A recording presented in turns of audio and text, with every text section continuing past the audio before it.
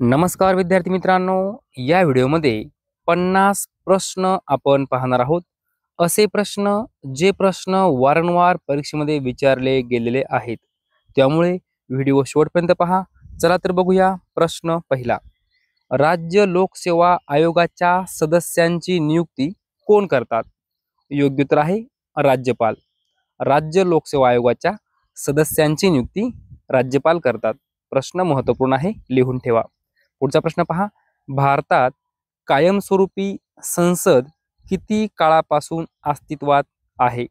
योग्य उत्तर आहे 17 एप्रिल 1952. 1952 हे साल लक्षात ठेवा. पुढील प्रश्न पहा. कुतुब मिनार कुठे आहे? तर दिल्ली या ठिकाणी कुतुब मिनार आहे. सोपा प्रश्न आहे. खजुराहो मंदिर कोणत्या राज्यात आहे? तर मध्य प्रदेश. खजुराहो मंदिर मध्य प्रदेशमध्ये आहे. पुढील प्रश्न पहा. अजिंठा लेणी कुठे आहे? तर आपल्या महाराष्ट्रामध्ये अजिंठा लेणी आहे. महाबलीपुरम मंदिर कोणत्या राज्यात आहे? तर तामिळनाडू. लक्षात ठेवा, महाबलीपुरम मंदिर तामिळनाडू राज्यामध्ये आहे. यावर तलाठी भरतीमध्ये वारंवार प्रश्न विचारला गेला आहे. पोलीस भरतीमध्ये वारंवार प्रश्न विचारला गेला आहे.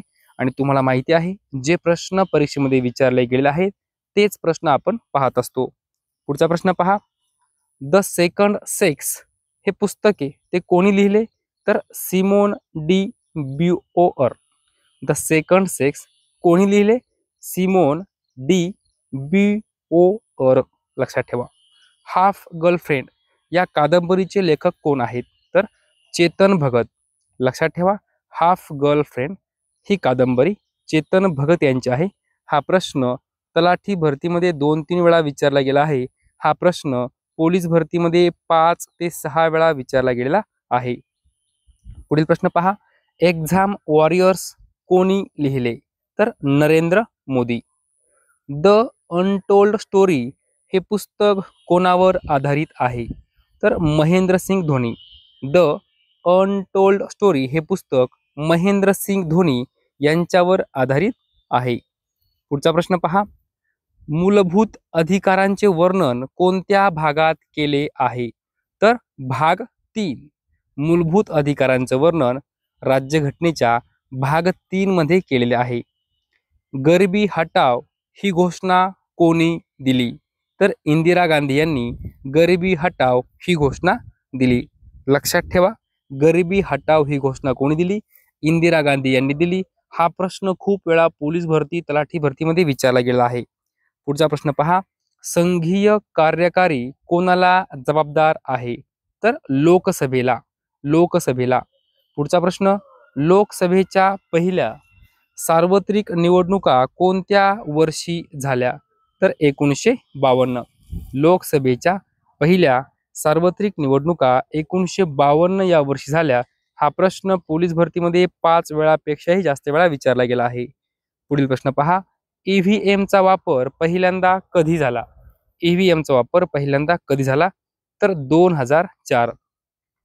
राज्य धोरणाची मार्गदर्शक तत्वे कोणत्या देशाच्या संविधानात कायदा बनली? तर आयर्लंड. लक्षात ठेवा, राज्य धोरणाची मार्गदर्शक तत्वे कोणत्या देशाच्या संविधानात कायदा बनली? तर आयर्लंड. पुढील प्रश्न पहा. रौलेट कायदा कोणत्या वर्षी मंजूर झाला? तर 1919. लक्षात ठेवा, 1919 असं लक्षात ठेवायचं आहे. रौलेट कायदा 1919 या वर्षी मंजूर झाला. सुरत अधिवेशन कधी झाले? सुरत अधिवेशन कधी झाले? तर 1907. विद्यार्थी मित्रांनो, मी तुम्हाला ट्रिक सांगतो. काय म्हटलं आहे? सुरत. हा जो र आहे ना, हा खोडायचा. काय उरला? स. हा स आणि त असं देणार. स आणि त, स त म्हणजे 7 असं लक्षात ठेवायचं. आणि इथं एकक स्थानी 7 आहे पहा, 1907 असं लक्षात ठेवायचं. सुरत अधिवेशन कधी झाले? तर 1907. पुढचा प्रश्न पहा. गोदान. गोदान ही कादंबरी कोणी लिहिली? तर मुन्शी प्रेमचंद यांनी गोदान ही कादंबरी लिहिली. The God of small things. The God of small things या पुस्तकाचे लेखक कोण आहेत? तर Arundhati Roy. The God of small things या पुस्तकाचे लेखक अरुंधती रॉय आहे? हा प्रश्न तलाठी भरतीमध्ये खूप वेळा विचारला गेला आहे. पुढचा प्रश्न पहा. साखर कारखान्यात साखर तयार करताना पूर्वी विरंजक म्हणून प्राणीज कोळशाची पूड वापरली जाई, परंतु आता डॅश डॅश या विरंजकाचाच प्रामुख्याने उपयोग केला जातो. तर सल्फर डायऑक्साईड, सल्फर डायऑक्साईड. पुढचा प्रश्न. जलचर पाण्यात श्वसन करू शकतात कारण पाण्यात डॅश डॅश टक्के ऑक्सिजन विरघळलेल्या स्थितीत असतो. किती टक्के? तर 4%. लक्षात ठेवा, पाण्यामध्ये 4% ऑक्सिजन हा विरघळलेल्या स्थितीत असतो, त्यामुळं जलचर पाण्यात श्वसन करू शकतात. ओके, 4%. पुढचा प्रश्न पहा. कोणत्या शास्त्रज्ञाने प्रथम प्रयोगशाळेत पाणी तयार केले? तर हेनरी कॅनव्हेडिश. हेनरी कॅनव्हेडिश या शास्त्रज्ञाने प्रथम प्रयोगशाळेत पाणी तयार केले. अरवली या प्राचीन पर्वतातील सर्वोच्च शिखर कोणते? तर गुरु शिखर. अरवली या प्राचीन पर्वतातील सर्वोच्च शिखर गुरु शिखर. हा प्रश्न 10 वेळापेक्षाही जास्त वेळा परीक्षेमध्ये विचारला गेलेला आहे. पुढील प्रश्न पहा. सम्राट जॉर्ज 5वा भारतात आला तेव्हा व्हाईसरॉय कोण होते? तर लॉर्ड हॉर्डिंग दुसरा. लक्षात ठेवा, सम्राट जॉर्ज 5वा भारतात आला तेव्हा व्हाईसरॉय लॉर्ड हॉर्डिंग दुसरा हे होते. पुढचा प्रश्न. 1866 मध्ये लंडनमध्ये ईस्ट इंडिया असोसिएशनची स्थापना कोणी केली? प्रश्न महत्वपूर्ण आहे. तर दादाभाई नौरोजी. लक्षात ठेवा, हा प्रश्न तलाठी भरती, पोलीस भरतीमध्ये खूप वेळा विचारला गेला आहे. दादाभाई नौरोजी यांनी 1866 मध्ये लंडन या ठिकाणी ईस्ट इंडिया असोसिएशनची स्थापना केली.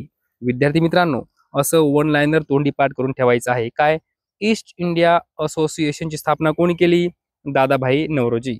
ईस्ट इंडिया असोसिएशनची स्थापना दादाभाई नौरोजी यांनी कोणत्या ठिकाणी केली? लंडनमध्ये केली.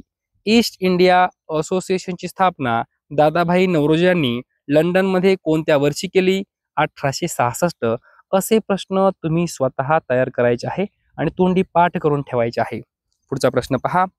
भारतीय राष्ट्रीय काँग्रेसचे पहिले मुस्लिम अध्यक्ष कोण होते? तर बद्रुद्दीन तय्यबजी. बद्रुद्दीन तय्यबजी. भारताच्या फाळणीचा निषेध करण्यासाठी 3 जुलै 1947 हा दिवस कोणत्या प्रमुख पक्षाने काळा दिवस म्हणून पाळला? तर हिंदू महासभा या पक्षाने 3 जुलै 1947 हा दिवस काळा दिवस पाळला. का? तर भारताच्या फाळणीचा निषेध करण्यासाठी. पुढचा प्रश्न पहा. भारतातील सर्वात मोठा सिंचन कालवा कोणता आहे? इंदिरा गांधी कालवा. इंदिरा गांधी कालवा. भारतातील सर्वोच्च नागरी पुरस्कार कोणता आहे? नागरी पुरस्कार. तर भारतरत्न पुरस्कार. पुढील प्रश्न पहा. नीती आयोगाचे अध्यक्ष कोण असतात? तर पंतप्रधान हे नीती आयोगाचे अध्यक्ष असतात. चीन समुद्रातील उष्णकटिबंधीय चक्रीवादळाचे नाव काय आहे? काय म्हटलं आहे? चीन समुद्रातील उष्णकटिबंधीय चक्रीवादळाचे नाव काय आहे? तर टायफून. टायफून. किमान वेतन कायदा कोणत्या वर्षी संमत करण्यात आला? तर 1948 या वर्षी किमान वेतन कायदा संमत करण्यात आला. 1948. भीमाशंकर अभयारण्य कोणत्या जिल्ह्यात आहे? तर पुणे जिल्ह्यामध्ये भीमाशंकर अभयारण्य आहे. पुढील प्रश्न पहा. दक्षिण रेल्वे विभागाचं मुख्यालय कोठे आहे? तर चेन्नई. चेन्नई. न्यूमोनिया आजार कोणत्या मानवी अवयवावर परिणाम करतो? तर फुफ्फुस. न्यूमोनिया हा जो काही आजार आहे हा फुफ्फुसावर परिणाम करतो. पुढचा प्रश्न पहा. हरित क्रांती कशाशी संबंधित आहे? तर अन्नधान्यात वाढ. पुढील प्रश्न. कांदे बटाटे यांना कोंब येऊ नये म्हणून कोणत्या किरणांचा मारा करतात? तर गॅमा किरणांचा मारा करतात. कोणते किरण? गॅमा. सत्यमेव जयते कुठून घेतले आहे? सत्यमेव जयते कुठून घेतले आहे? तर मुंडक उपनिषद या ठिकाणाहून ते घेतलेलं आहे. मुंडक उपनिषदमधून सत्यमेव जयते घेतलेला आहे. जहागीरच्या दरबारात पक्ष्यांचे सर्वात मोठे चित्रकार कोण होते? तर मनसूर. मनसूर. विद्यार्थी मित्रांनो, सत्यमेव जयते कुठून घेतला आहे? तर मुंडक उपनिषद यामधून घेतला आहे. यावर प्रश्न विचारला गेला आहे, लिहून ठेवा. ओके. पुढचा प्रश्न पहा. भारतात ब्रिटिश राजवटीची सुरुवात कोणत्या लढाईने झाली? सर्वांना उत्तर माहित आहे, प्लासीची लढाई. जैन धर्माचे 24वे तीर्थकर कोण होते? तर महावीर हे जैन धर्माचे 24वे तीर्थकर होते. महावीर. पुढील प्रश्न पहा. भारताचा महान रेशीम मार्ग कोणी सुरू केला? तर कनिष्क. कनिष्क यांनी रेशीम मार्ग सुरू केला. गुलरुखी म्हणून कोणाला ओळखले जात असे? तर सिकंदर लोदी यांना गुलरुखी म्हणून ओळखले जात असे. सिकंदर लोदी. गुप्त काळातील कोणत्या शासकाला कविराज म्हटले जात असे? तर समुद्रगुप्त. समुद्रगुप्त या शासकाला कविराज म्हटले जात असे. पुढचा प्रश्न पहा. भक्तीला तात्विक आधार देणारे पहिले आचार्य कोण होते? तर शंकराचार्य. भक्तीला तात्विक आधार देणारे पहिले आचार्य शंकराचार्य होते. गायत्री मंत्र कोणी रचला? तर विश्वामित्र यांनी गायत्री मंत्र रचला. विश्वामित्र. विश्वामित्र. लंडनमध्ये इंडिया हाऊसची स्थापना कोणी केली? तर श्यामजी कृष्ण वर्मा यांनी लंडनमध्ये इंडिया हाऊसची स्थापना केली. विद्यार्थी मित्रांनो, हा प्रश्न लिहून ठेवा. 100% पेपरमध्ये येणार आहे, कारण हा प्रश्न तलाठी भरतीमध्ये 10 वेळापेक्षा जास्त वेळा विचारला गेला आहे. पोलीस भरतीमध्ये खूप वेळा हा प्रश्न विचारला गेला आहे. इंडिया हाऊसची स्थापना कोणी केली? श्यामजी कृष्ण वर्मा यांनी केली. कुठे केली? लंडनमध्ये. पुढचा प्रश्न पहा. स्वतंत्र भारताचे पहिले गव्हर्नर जनरल कोण होते? तर लॉर्ड माउंटबॅटन. प्रश्न महत्वपूर्ण आहे. स्वतंत्र भारताचे पहिले गव्हर्नर जनरल कोण होते? Lord Mountbatten. कोणत्या मुस्लिम शासकाच्या नाण्यांवर देवी लक्ष्मीची प्रतिमा आहे? तर मोहम्मद घोरी. लक्षात ठेवा, कोणत्या मुस्लिम शासकाच्या नाण्यावर देवी लक्ष्मीची प्रतिमा आहे? तर मोहम्मद घोरी. पुढचा प्रश्न. चीनी प्रवासी UN स्तंग यांनी कोणाच्या कारकिर्दीत भारताला भेट दिली? तर हर्षवर्धन यांच्या कारकिर्दीत भारताला भेट दिली. कोणी? UN स्तंग. कोण आहे? चीनी प्रवासी आहे. पुढचा प्रश्न पहा. बनारस हिंदू विद्यापीठाचे संस्थापक कोण होते? तर मदन मोहन मालवीय. बनारस हिंदू विद्यापीठाचे संस्थापक मदन मोहन मालवीय होते. विद्यार्थी मित्रांनो, अशा प्रकारे या व्हिडिओमध्ये एकूण 50 प्रश्न आपण पाहिलेले आहे. हे सर्व प्रश्न परीक्षेमध्ये खूप वेळा विचारले गेलेले आहेत. तुम्हाला मी सांगितलं आहे, जे प्रश्न परीक्षेमध्ये विचारले गेलेले आहेत तेच प्रश्न तुमच्यापर्यंत पोहोचत असतो. जर विद्यार्थी मित्रांनो, तुम्हाला आपले व्हिडिओ आवडत असतील तर नक्की लाईक करा, शेअर करा, सबस्क्राईब करा. धन्यवाद.